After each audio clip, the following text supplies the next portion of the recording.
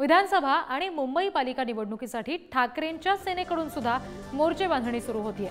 मुंबईमध्ये सदस्य नोंदणीसाठी माजी नगरसेवकांसह आमदार आणि खासदारांना टार्गेट केलं जाते। मुंबई महापालिकेवरील 1997 पासूनची सत्ता कायम राखण्याचं आव्हान यावेळी मात्र शिवसेनेसमोर असणार आहे आणि ठाकरेंच्या सेनेकडून त्याच्यासाठी आता विशेष मोर्चे बांधणी केली जाते। माजी नगरसेवक असतील किंवा आमदार खासदार आहेत ज्यांना टार्गेट केलं जात आहे सदस्य नोंदणीसाठी। प्रतिनिधी निकेश शार्दुल यांच्याकडून अपडेट्स घेऊया।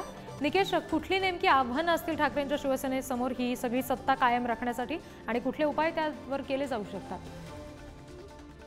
नक्कीच रोजी जर आपण पाहिलं तर येणारी विधानसभा असेल किंवा मुंबई महानगरपालिकेच्या निवडणुकी असतील त्या अनुषंगाने आता उद्धव ठाकरे यांच्या शिवसेनेने मोर्चे बांधणी जी आहे ते सुरू केलेली आहे। मुंबई महापालिकेवरती 1997 पासून सलग त्यांची सत्ता आहे आणि येणाऱ्या निवडणुकीमध्ये ही सत्ता त्यांना गमवायची नाहीये। यासाठी शिवसेनेच्या गटाने जे आहे ती पक्षाची बांधणी सुरू केलेली आहे।